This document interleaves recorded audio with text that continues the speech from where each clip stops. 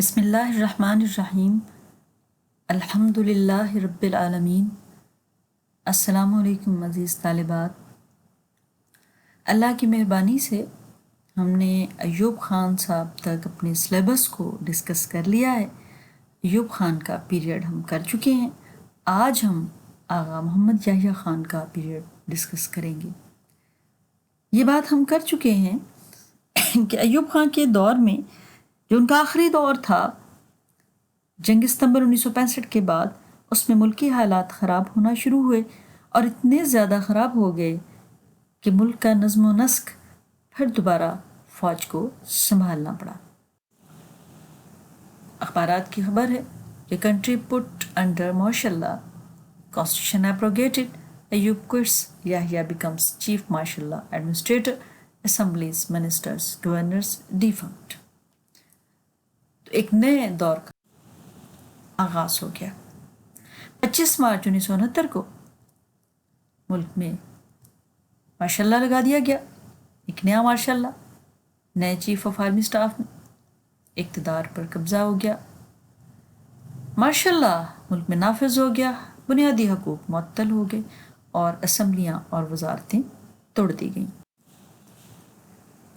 یحییٰ خان نے حکومت سنبھالتے ہی کچھ اقدامات کیے، کچھ اصلاحات کی، کچھ جو بھی ان کی ایکٹیویٹیز تھیں ان کو انشاءاللہ اب ہم ایک ایک کر کے ڈسکس کرتے جائیں گے۔ یحییٰ خان صاحب نے حکومت سنبھالتے ہی انتظامی کونسل ایک قائم کی تاکہ ملک کا نظم و نسق چلایا جا سکے۔ یہ 3 رکنی انتظامی council lieutenant general Abdul Hamid Khan, vice admiral S M Hasan اور ایئر مارشل نور خان پر مشتمل تھے۔ خود یحییٰ خان اس کونسل کے سربراہ بن گئے تھے۔ 4 اپریل 1969 کو عوام کے بنیادی حقوق معطل کیے گئے تھے۔ اس کے بعد ملک میں مارشل لا نافذ کیا گیا تھا۔ مغربی پاکستان کے الگ گورنر جنرل کا تقرر کر دیا گیا اور مشرقی پاکستان کے لیے الگ۔ مغربی پاکستان میں عتیق الرحمن صاحب کو مغربی پاکستان کا گورنر جنرل بنایا گیا، جبکہ جنرل مظفر الدین صاحب کو مشرقی پاکستان کا گورنر بنایا گیا اور انہیں صوبوں میں مارشل لا ایڈمنسٹریٹر کے اختیارات بھی دے دیے گئے۔ اس کے بعد آغا محمد یحییٰ خان صاحب کی حکومت نے ایک وزارتی کونسل اب تشکیل دی۔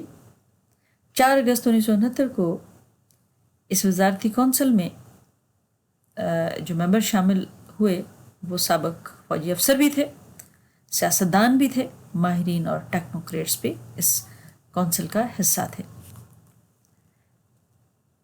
پھر 1962 کے دستور کو منسوخ کر دیا گیا۔ اب یہ دستور اس لیے منسوخ کیا گیا تھا کیونکہ اس دستور کو تمام سیاسی جماعتیں پہلے ہی ریجیکٹ کر چکی تھیں۔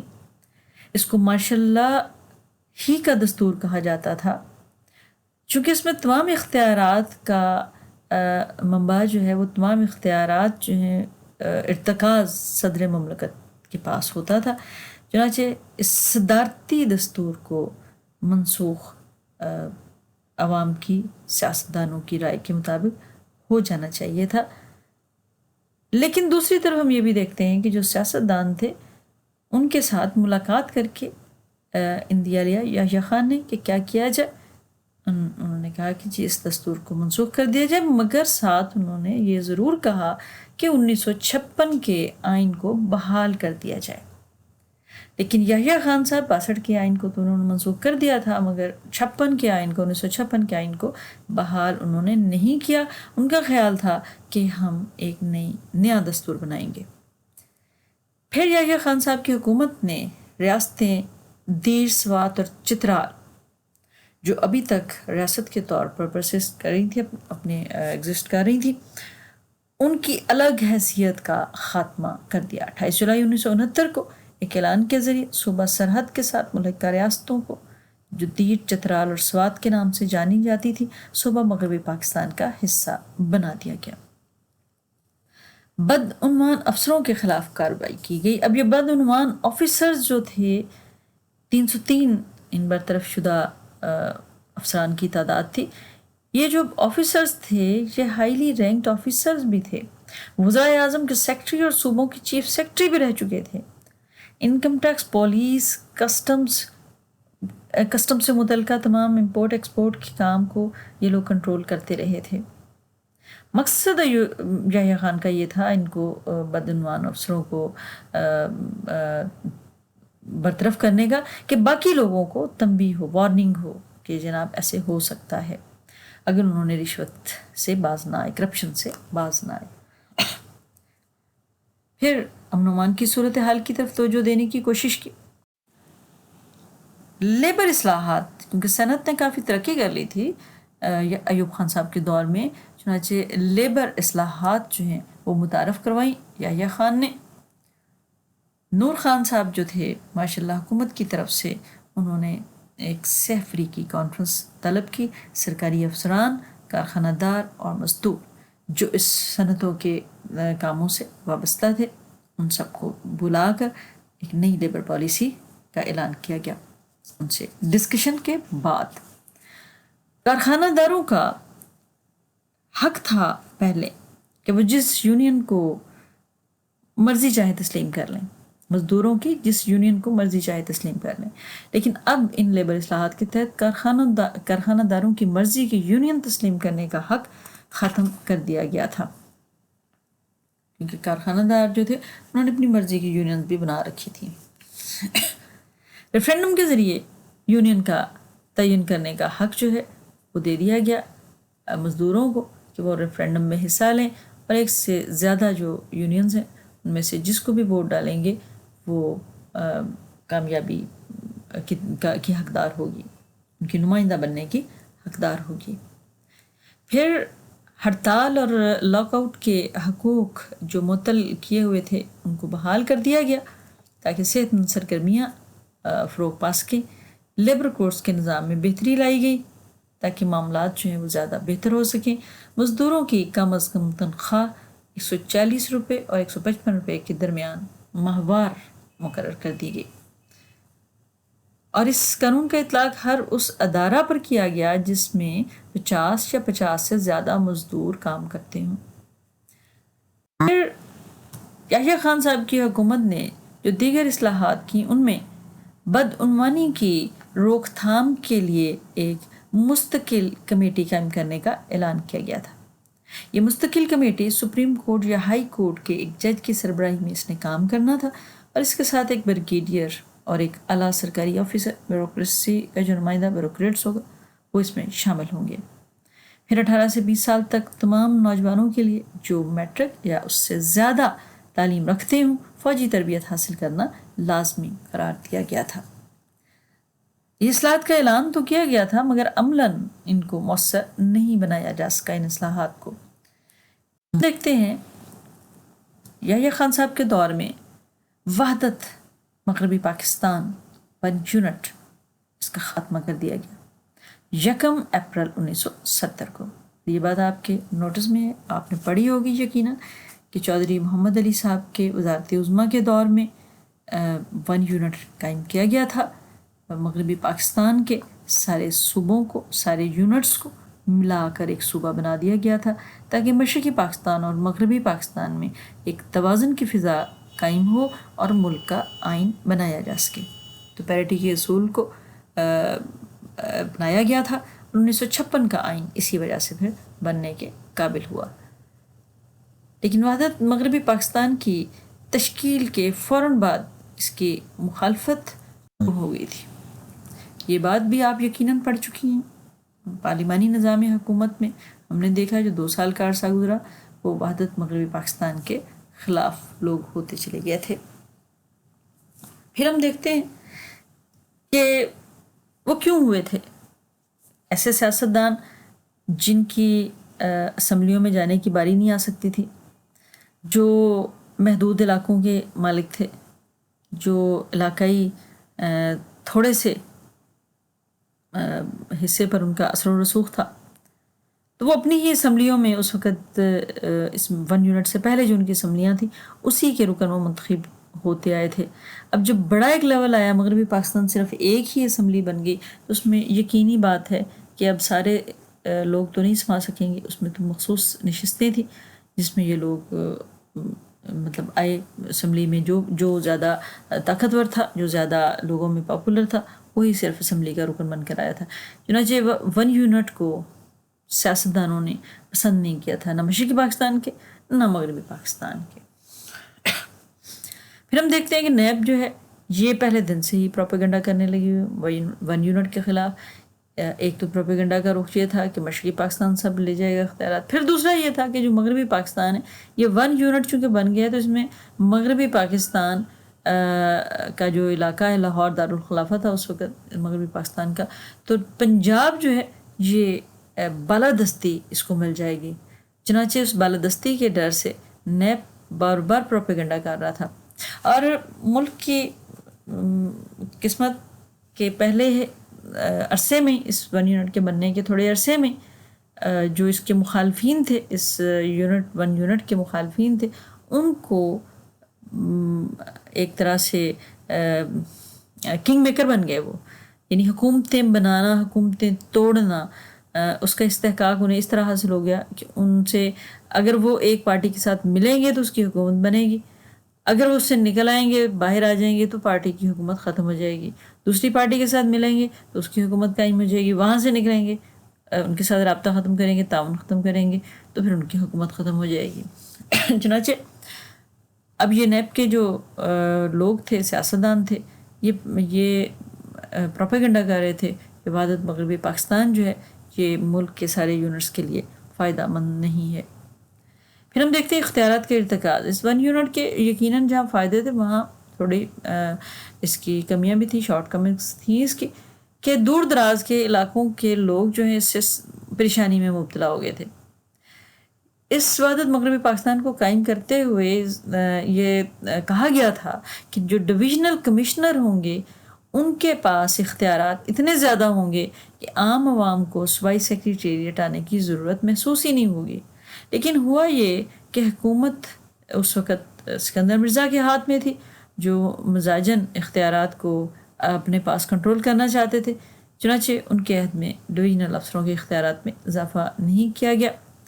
ایوب صاحب بھی چونکہ مستحکم حکومت کے حق میں تھے، اس وجہ سے ان کے دور میں بھی ایسا نہیں ہوا، تو چنانچہ لوگ جو تھے وہ بہت سفر کیا کہ وہ ایک اتنی دور دراز سے وہ چل کر آتے تھے صرف اپنے کام کے لیے۔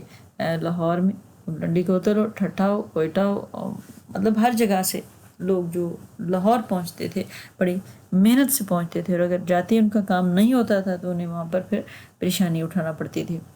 چنانچہ اختیارات کے ارتکاز نے 1 یونٹ کے خاتمے میں اہم کردار ادا کیا۔ پھر ایوب خان کے خلاف عوامی تحریک جو اٹھی، اس نے پھر ہر چیز کو خس و خاشاک کی طرح بہا دیا، کیونکہ ایوب کے خلاف ہی نہیں یہ بات پھر ہوئی تھی، لوگوں نے ہر طرح کا علاقائی نعرہ بھی لگایا تھا، تعصب سے بھری ہوئی باتیں بھی کی تھیں، تو یہ عوامی تحریک جو ہے اس نے عوام کو بے انتہا موبلائز کر دیا تھا، خاص طور پر وحدت مغربی پاکستان کے حوالے سے۔ چنانچہ اس وحدت مغربی پاکستان کے 1 یونٹ کی اس مطلب اسکیم کا ختم ہونا نظر آ گیا تھا۔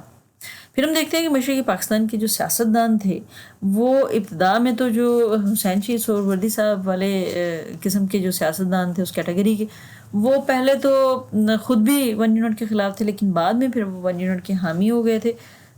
اسی طرح اب یہ صورتحال تھی کہ مشرقی پاکستان کی جو نیب تھی مولانا بھشانی کے انڈر کام کر رہی، وہ 1 یونٹ کی مخالفت اتنی زیادہ کر رہی تھی، حالانکہ ان کو ان کے برابر کرنے کے لیے ہی، ان کے اختیارات، ان کے وسائل کو بڑھانے کے لیے مغربی پاکستان جو ہے اس میں سارے صوبے اکٹھے ہوئے تھے، لیکن بہرحال انہوں نے بھی مخالفت شروع کر دی، اور وہ نہ صرف انہوں نے مخالفت شروع کی بلکہ بنگالی عوام کے حقوق کے لیے جو عوامی لیگ کام کر رہی تھی اس کے ساتھ مل کر مزید اس کا خیال تھا کہ ہم بڑے ہو کر رہیں گے، چھوٹے صوبوں میں وہ ایک بڑا یونٹ مشرقی پاکستان جو ہے وہ کہلائے گا۔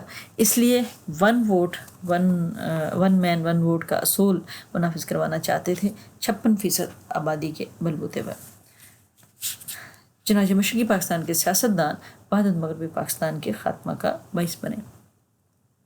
پھر ہم دیکھتے ہیں کہ وحدت مغربی پاکستان کی تنسیخ کر دی یحییٰ خان صاحب نے 1 اپریل 1970 کو۔ جب وحدت مغربی پاکستان کی تقسیم تحلیل کر دی تھی، اس کو تنسیخ کر دیا تھا، تو پھر سارے صوبے اپنے اپنی پوزیشن پر دوبارہ آ گئے تھے، اور صوبہ پنجاب تو صوبہ مطلب پنجاب اپنے علاقوں پر ہی مشتمل رہا، جو سندھ تھا وہ اپنے علاقوں پر دوبارہ سے مشتمل ہو گیا. اسی طرح سرحد بلوچستان جو پہلے صوبہ نہیں تھا، اب اسے بھی بلوچستان کو بھی صوبے کا سٹیٹس مل گیا، اور جنرل ریاض حسین صاحب اس کے پہلے گورنر جو ہے وہ مقرر ہوئے، لیفٹیننٹ جنرل ریاض حسین. صوبہ پنجاب کے گورنر عتیق الرحمان صاحب تھے، جو مغربی پاکستان کے بھی گورنر تھے، تو انہیں ہی برقرار رکھا گیا. جبکہ کے ایم اظہر صاحب، لیفٹیننٹ جنرل کے ایم اظہر صاحب صوبہ سرحد کے نئے گورنر بنے تھے.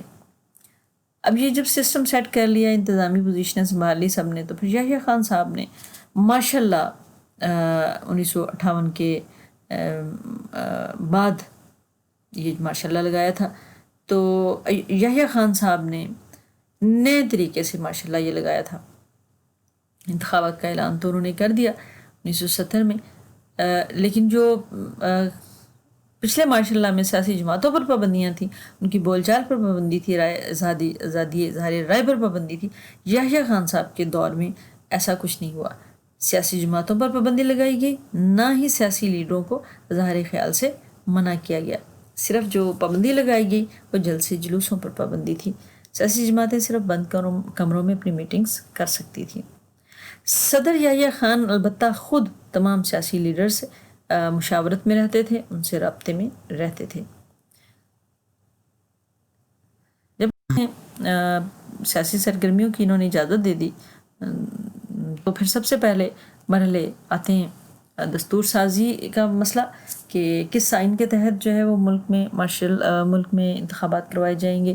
56 کا آئین بحال نہیں ہوا، 62 کا آئین منسوخ کر دیا گیا ہے، اور خود مسٹر یحییٰ خان جو ہے وہ ایک نیا آئین بنانا چاہتے ہیں.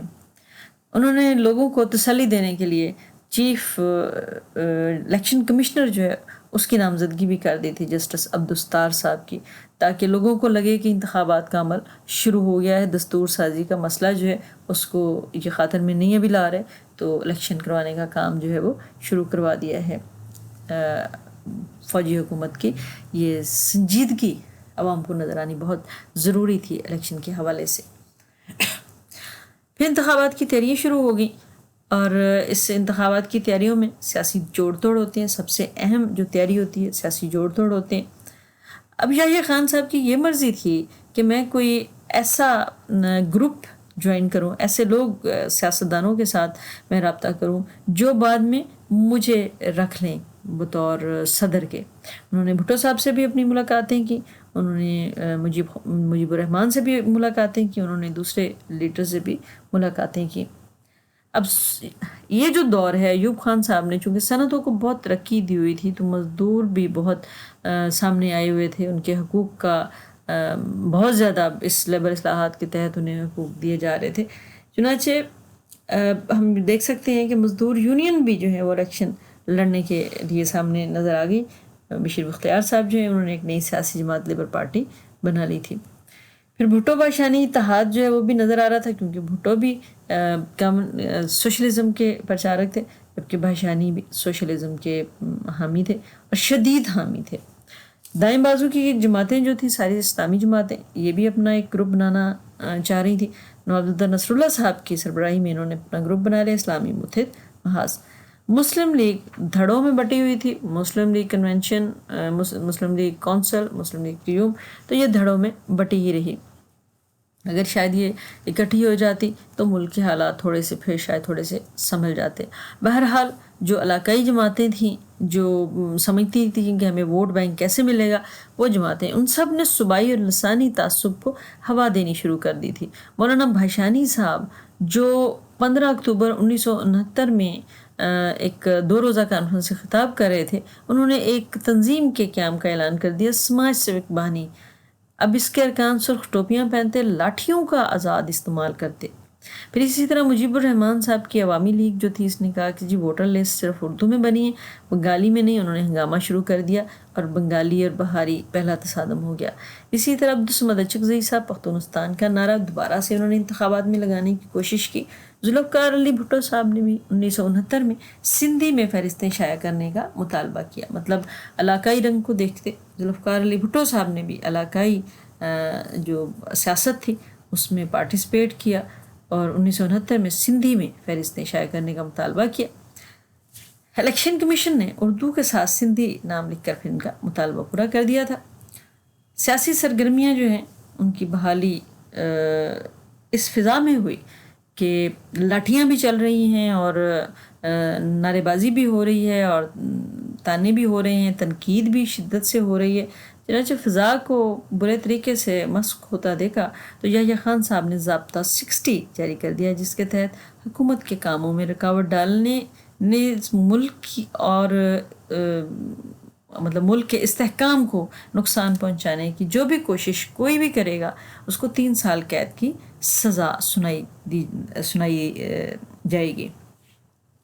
اس کے بعد چند روز کے بعد پھر 1 جنوری 1970 سے سیاسی سرگرمیاں مکمل طریقے سے بحال کر دی گئی تھی. اب مشرقی پاکستان کی صورتحال تو ہم ابتدا سے ہی دیکھتے آ رہے ہیں کہ انتہائی خراب سٹارٹ میں ہی ہو جاتی ہے. اگر قائد اعظم محمد علی جناح جو ہیں اردو بنگالی کے تنازع پر خود تشریف لے جا کے ان سے بات نہ کرتے بنگالیوں سے، تو بنگالی کو پہلے دن سے ہی مسئلہ بنا لیا تھا زبان کا. اور یہ اس چیز کو ہوا دینے والا 25% طبقہ جو ہے وہ ہندو ایسا طبقہ موجود تھا. یہ بات میں پہلے دن سے ہی بتا رہی ہوں کہ اور یہ وہ لوگ تھے جو سیاستدان بھی تھے جن کا پیسہ جو ہے وہ مغربی بنگال کے بینکوں میں رکھا ہوا تھا. سیاست وہ یہاں کرتے تھے، لوگوں کے ذہنوں میں مغربی پاکستان کے خلاف زہر وہ ڈیلتے یہاں پر تھے، یہاں کمائی کرتے تھے اور پیسہ جو ہے وہ سارا مغربی بنگال لے جاتے تھے. چنانچہ صورتحال تو نازک اس وقت بھی تھی. اور پھر اس کے بعد جو ہے وہ مختلف حالات اور واقعات ہم دیکھتے رہے ہیں تو اس میں مشرقی پاکستان میں مسائل جو ہیں وہ نظر ہمیں آتے رہے ہیں. اب یہ صورتحال انتہائی خوفناک خانہ جنگی کی سی صورتحال بنتی جا رہی تھی کہ مجیب الرحمان کے حامی اسٹوڈنٹس جو تھے انہوں نے کہا کہ ہمیں اسلامی نظام نہیں چاہیے، ہمیں سیکولر نظام چاہیے. اور نظریہ پاکستان کے بنیادی نظریے کے بالکل کھلم کھلا یہ بات تھی. جماعت اسلامی جو ایک اہم جماعت، منظم جماعت کہلاتی ہے، اس دور میں یہ منظم جماعت تھی. اس نے جلسہ کر کے اپنی بات سمجھانے کی کوشش کی تو پھر اس کے جلسے کو الٹ پلٹ دیا گیا، جلسہ اس کا کھاڑ پھینکا گیا. مغربی پاکستانیوں کے خلاف نعرے لگائے گئے، کھلم کھلا چاقوؤں اور لاٹھیوں کا استعمال کیا گیا. یہ خاصا خونی تصادم ایک طرح سے ہوا تھا.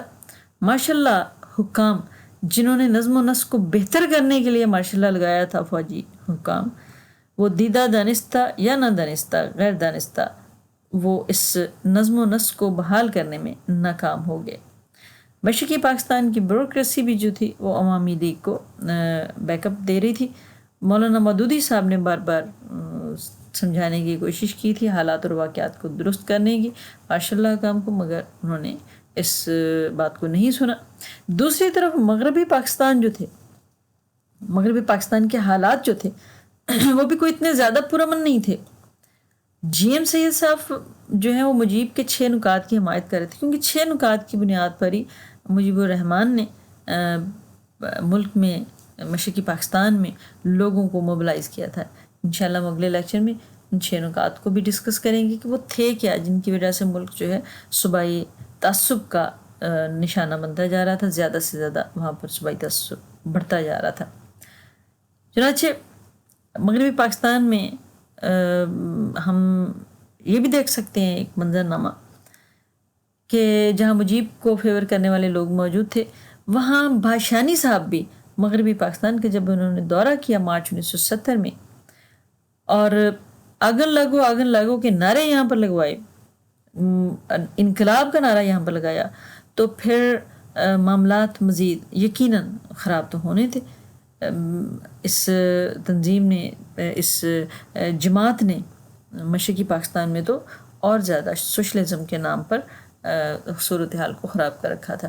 یہاں بھی انہوں نے یہ اعلان کیا تھا کہ ہم انتخابات میں یقین نہیں رکھتے، انقلاب کے لیے خون بہانا پڑتا ہے۔ اور بھاشانی صاحب کا یہ کہنا تھا کہ میری جماعت 12 اپریل سے انقلابی جدوجہد کا آغاز کر دے گی اور 20 اپریل کو ملک گیر ہڑتال کی جائے گی۔ چنانچہ اس کے بعد ہم یہ دیکھتے ہیں کہ 30,000 گوریلے جو ہیں ان کے خیال میں میدان میں کود پڑیں گے ساری صورتحال کو اپنے قابو میں کرنے کے لیے۔ آتے ہیں کہ یحییٰ خان صاحب نے پھر انتخابات کروانے کے لیے نئے دستور کی طرف جو ہے وہ رخ کیا۔ Legal frame work order LFO انہوں نے جاری کیا۔ اب اس LFO کا اگر جائزہ لیں تو اس کا جو ابتدائیہ ہے اس میں یہ پورے کا پورا ایک پیغام تھا نا، یہ دستوری دفعات پر مشتمل ایک طویل حکم تھا ماشاءاللہ انتظامیہ کا۔ تو اس میں ایک ابتدائیہ تھا جس میں وعدے کیے گئے تھے قوم سے، اس کا مختصر نام اور نفاذ تھا اس لیگل فریم ورک کا، جو بتایا گیا کہ کب یہ نافذ ہوگا اور کب یہ اس کو دوسرے قوانین کو یہ ختم کرے گا، کیسے کرے گا، یہ تمام طریقہ کار جو ہے اس میں اس کی وضاحتیں کی گئی تھیں، مختلف ٹرمنالوجیز کی وضاحتیں اس میں کی گئی تھیں کہ اسمبلی کیا ہوتی ہے، کمشنر کیا ہوتا ہے، یعنی تمام جو ٹرمنالوجیز تھیں، رکنیت، اسپیکر، ڈپٹی اسپیکر، تمام وہ اس میں مینشن کی گئی تھیں۔ انتخاب کا اصول جو ہے وہ بھی اس میں مینشن کیا گیا تھا اس لیگل فریم ورک آرڈر میں۔ انتخاب کے اصول میں چھوٹی سی بات ہے کہ بالغ رائے دہی کی بنیاد پر انتخاب جو ہے وہ ہونا تھا۔ پھر ہم دیکھتے ہیں قومی اسمبلی کی نشستوں کی تقسیم کہ کیسے وہ تقسیم کی گئی تھی اس لیگل فریم ورک آرڈر کے تحت۔ 300 ٹوٹل سیٹیں تھیں عمومی، 13 خواتین کی نشستیں جو ہیں وہ خواتین کو دی گئیں، 313 ٹوٹل نشستیں ہوئیں۔ مشرقی پاکستان میں 165 عمومی نشستیں تھیں، 7 خواتین کی نشستیں 169، سندھ میں 27 عمومی اور 1 خواتین کی، تو ٹوٹل 28۔ اسی طرح صوبہ سرحد میں 18 عمومی، 1 خواتین کی، ایک ٹوٹل 19۔ پنجاب 82 عمومی نشستیں، 3 خواتین کی اور 85 ٹوٹل نشستیں۔ بلوچستان 4 عمومی نشستیں، 1 خواتین کی، 5 کل۔ تو قبائلی علاقے بھی اس میں شامل تھے، 7 عمومی نشستیں تھیں، وہاں خواتین کے لیے کوئی نشست نہیں تھی، تو کل 7 نشستیں۔ اب ہم دیکھتے ہیں صوبائی اسمبلیوں کی نشستیں۔ مشرقی پاکستان، سندھ، صوبہ سرحد، پنجاب، بلوچستان، ان سب میں کتنی نشستیں تھیں ٹوٹل اور کتنی خواتین کی، تو وہ مل کر کتنی نشستیں بنتی ہیں، یہ سارا لکھا ہوا ہے۔ اب ہم دیکھتے ہیں کہ الیکشن کمیشن کی تشکیل جو ہے اس لیگل فریم ورک آرڈر یا LFO کے ذریعے کی گئی، جس میں چیف الیکشن کمشنر کا تقرر جو ہے وہ انتخابات کنڈکٹ کروانے کے لیے کیا گیا۔ 2 ارکان اس الیکشن کمیشن میں لیے جانے تھے، وہ دونوں ارکان ہائی کورٹ کے مستقل جج ہونے ضروری تھے۔ اب MNA MPA بننے کے لیے رکنیت کا معیار مینشن کر دیا گیا تھا کہ رکن کون بن سکتا ہے، 25 سال کی ایج جس کی ہو وہ رکن بن سکتا ہے، اور اس کو کسی کام کے لیے، کسی عہدے کے لیے نااہل قرار نہ دیا گیا ہو، اس کو پاگل نہ قرار دیا گیا ہو، نہ وہ دیوالیہ ہو، نہ اس کو سزا کہیں سے ہوئی ہو، اور یہ کہ 1 اگست 1969 کے بعد صدارتی کابینہ کا ممبر بھی نہ رہا ہو۔ تو یہ اس کا معیار رکنیت تھا۔ حکومت پاکستان کے کل وقتی جو ملازم ہوتے ہیں ان کے لیے یہ آرڈر تھا کہ 5 سال ان کی ملازمت کو مطلب مدت ملازمت ان کی ہو چکی ہو، 5 سالوں کے دوران اپنی ملازمت سے نکل گیا ہو تو پھر وہ یہ کام کر سکتے۔ بہرحال ہمہ وقتی ملازم ہو یا گزشتہ 5 سال کے دوران اپنی ملازمت سے برطرف کو نہیں بنایا جاتا ہوتا، اس کی سزا یہ ایک طرح سے ہوتی ہے، تو کسی اسمبلی کی رکنیت کے اہل نہیں ہوتے، نہ ہی کوئی اور سرکاری عہدیدار جو ہے اسمبلی کی رکنیت کا اہل ہو سکتا ہے۔ ہاں، سرکاری ملازم ہو اور اس کی سرکاری ملازمت کو تھوڑا وقت گزر گیا ہو تو پھر وہ الیکشن میں حصہ لے سکتا ہے۔ پھر پولنگ کی تاریخ کا تعین کیا گیا، 5 اکتوبر 1970 مقرر کی، اور صوبائی اسمبلیوں کے انتخابات کے لیے بھی 19 کے قریب 19 اکتوبر جو ہے وہ تاریخ لکھی گئی۔ قومی اسمبلی کا اجلاس، صدر مملکت اس منتخب قومی اسمبلی کا پہلا اجلاس طلب کرے گا، یہ اس میں مینشن کر دیا گیا۔ پہلے اجلاس کی صدارت چیف الیکشن کمشنر کو کرنی تھی، جس میں اسپیکر اور ڈپٹی اسپیکر کا انتخاب ہوتا ہے۔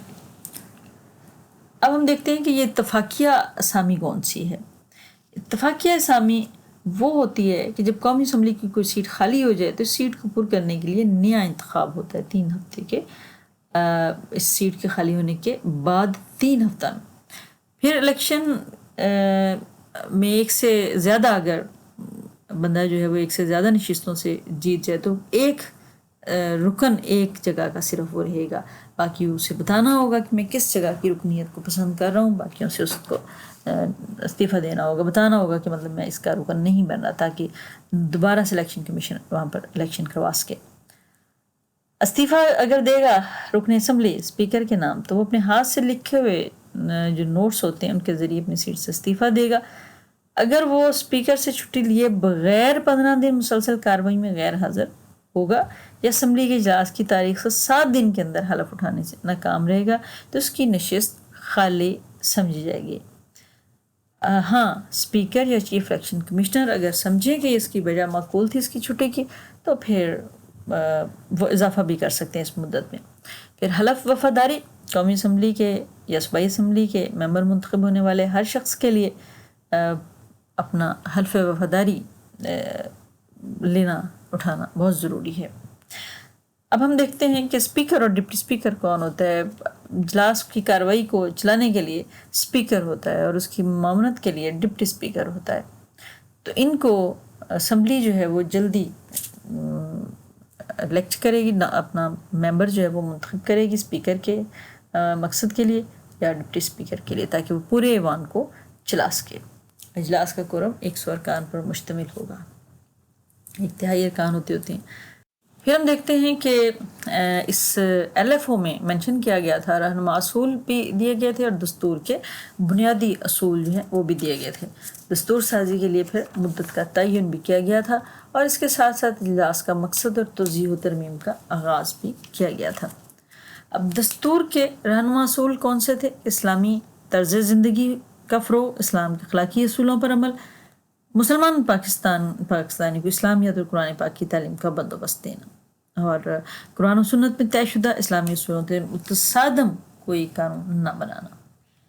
رہنما اصولوں میں بھی باتیں تو بنیادی بالکل کی گئی ہیں کہ ملک اسلامی جمہوریہ پاکستان ہوگا اور سارے جو علاقے، سارے اس میں جو شامل علاقے ہیں، صوبے ہیں، وہ سب اس طرح متحد ہوں گے کہ پاکستان کی آزادی کا تحفظ کیا جائے گا۔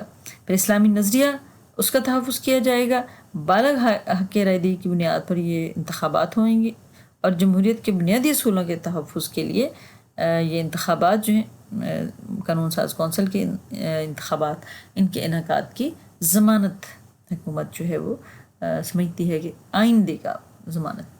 شہریوں کے بنیادی حقوق طے کیے جائیں گے، ان کو دستوری تحفظ دیا جائے گا۔ تو اس طرح دستور کے چند ایک بنیادی اصول ہیں جو بھی میں نے 2-3 آپ کو بتائے ہیں، باقی نہیں بتائے، وہ آپ اس کو دیکھ لیجئے گا کیونکہ مشکل وہ بھی نہیں ہے۔ دستور کی تمہید ہے، دستور کی تمہید میں مسلمانان پاکستان اپنی زندگیاں قرآن و سنت میں دیے گئے اصولوں کے مطابق ڈھالنے کے قابل بنانے کی ضمانت دی جائے گی۔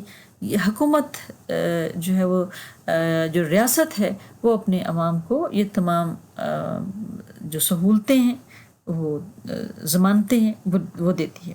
پاکستان کے تمام علاقوں کے عوام کو قومی سرگرمیوں میں شرکت کے قابل بنایا جائے گا وغیرہ۔ اب ہے کہ یہ اجلاس کا مقصد واضح کیا جائے گا۔ اب چونکہ یہ اسمبلی جو ہے یہ بڑے انتہائی نازک صورتحال میں بن رہی ہے، جب ملک میں کوئی آئین نہیں ہے، تو اس دستوری ڈھانچہ ایل ایف او میں یہ بات واضح کر دی گئی کہ نئی قومی اسمبلی دستوری بل کے اپنے اجلاس پہلے دن سے منعقد کرنا شروع کرے گی، تو اس کے 120 دن کے اندر دستوری بل جو ہے اس کو پاس کرے گی، اور اگر ایسا نہ کر سکی، بل دستوری نہ بنا سکی، اس کو پاس نہ کر سکی، تو یہ اسمبلی خود بخود تحلیل ہو جائے گی، خود بخود ختم ہو جائے گی۔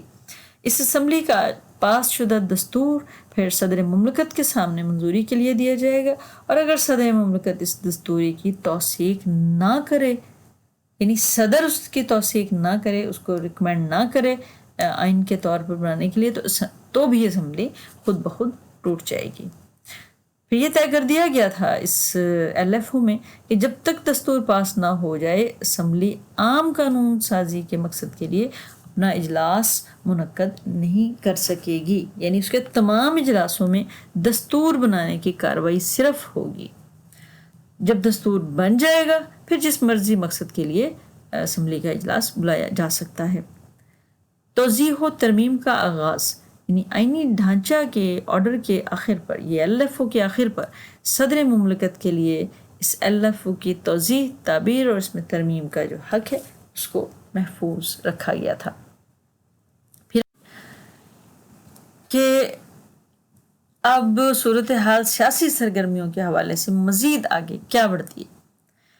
ہم نے پیچھے کہا کہ بھاشانی صاحب آئے مارچ میں، تقریر کی انہوں نے ٹوبا ٹیک سنگھ میں، اور کہا کہ ہم نے 12 اپریل سے ہڑتال شروع کر دینی ہے۔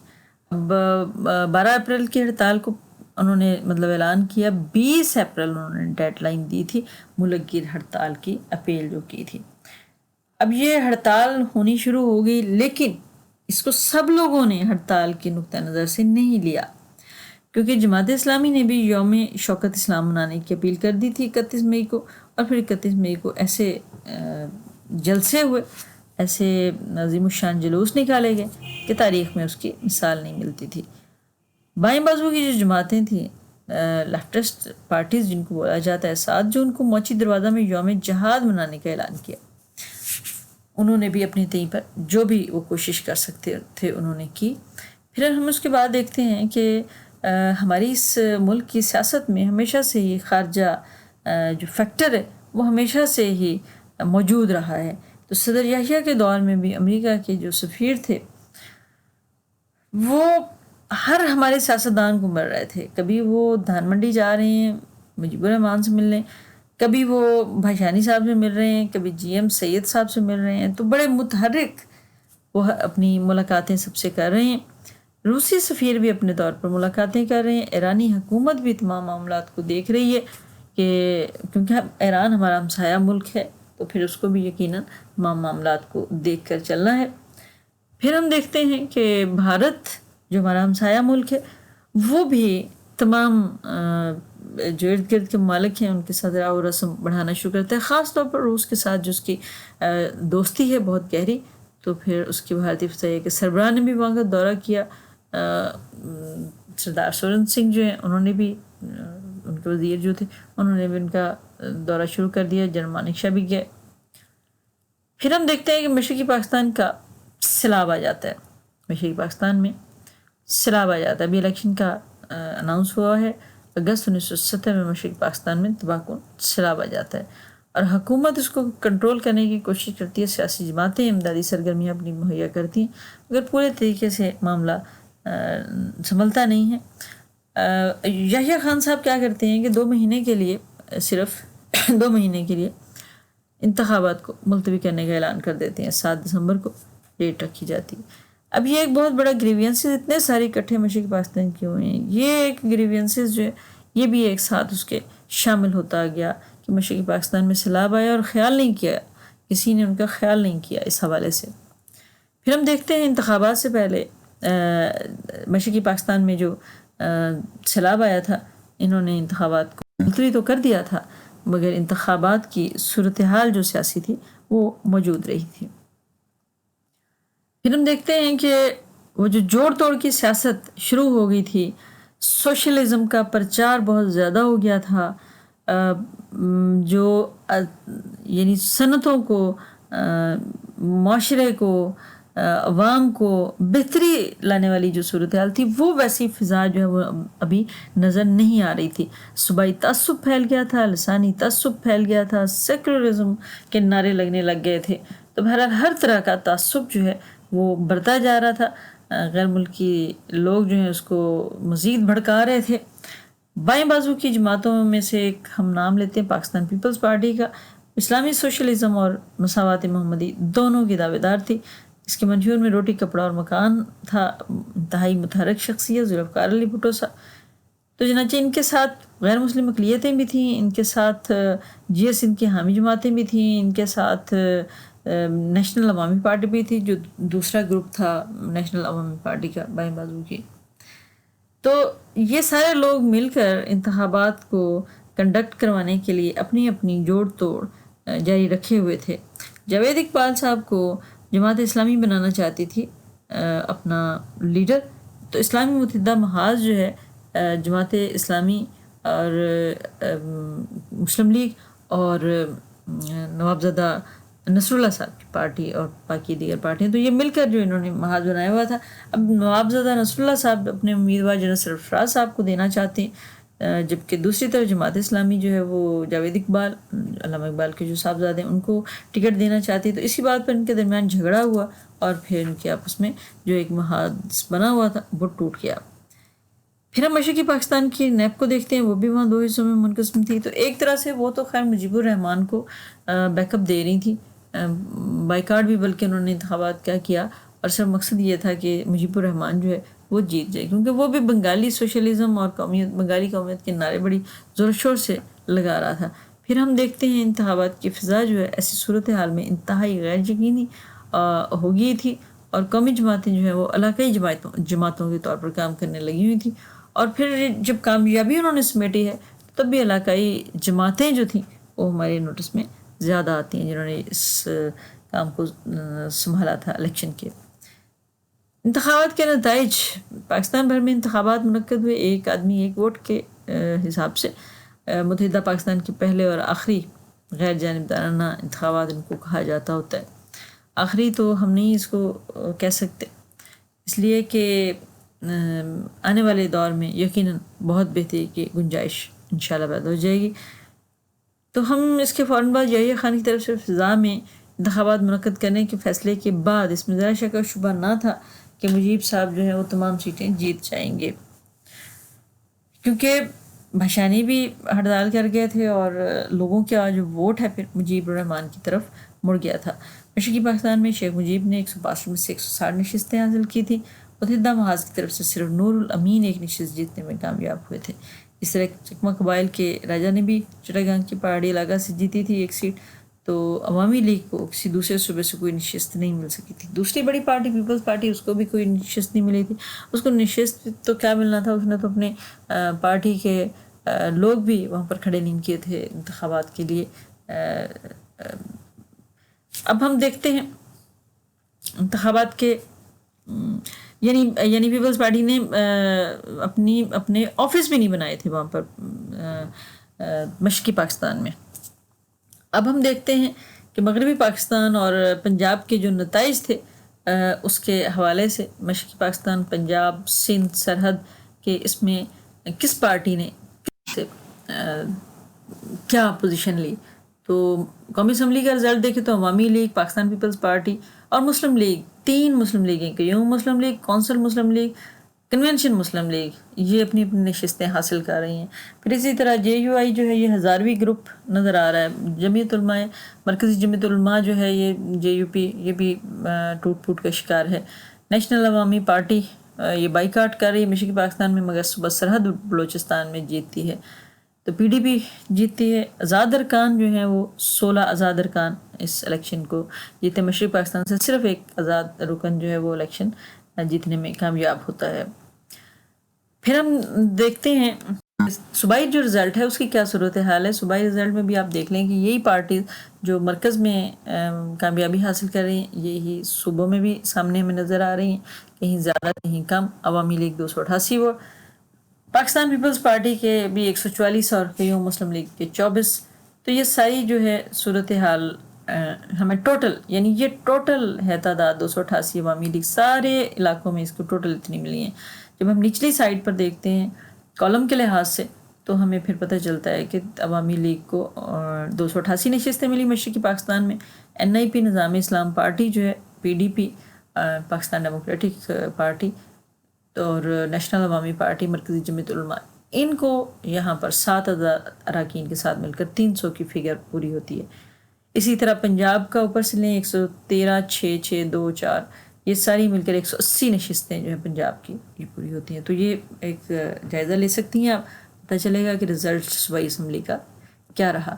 عوامی لیگ کو ٹوٹلی مشرقی پاکستان میں ملی فوقیت اور پاکستان پیپلز پارٹی کو ٹوٹلی مغربی پاکستان میں۔ اب بھٹو صاحب مغربی پاکستان میں اکثریت لے کر بیٹھے ہیں اور شیخ مجیب مشرقی پاکستان میں اکثریت لے کر بیٹھے ہیں، تو دونوں میں اختلافات ہو جاتے ہیں۔ جب ڈھاکہ میں کنڈکٹ کروانے کی بات ہوتی ہے اسمبلی کا اجلاس، تو بھٹو صاحب کہتے ہیں کہ ہم وہاں پر حلف اٹھانے نہیں جائیں گے، مجیب صاحب کہتے ہیں کہ انہیں ادھر آنا پڑے گا، ورنہ وہ تحریک چلا دیتے ہیں عدم تعاون کی، اور وہ اتنی شدت سے وہ تحریک چلتی ہے کہ فوجی کارروائی کرنی پڑ جاتی ہے۔ اور یہ جو فوجی ایکشن ہے، آرمی ایکشن ہے، یہ ملک کے لیے انتہائی سنگین ثابت ہوا، سقوط ڈھاکہ تک لے گیا۔ ہمارا آج کا لیکچر یہیں پر ختم ہوتا ہے۔ انشاءاللہ تعالی ہم کل سقوط ڈھاکہ کی پوری کہانی کے ساتھ دوبارہ آپ کے ساتھ بات کریں گے، ڈسکشن کریں گے۔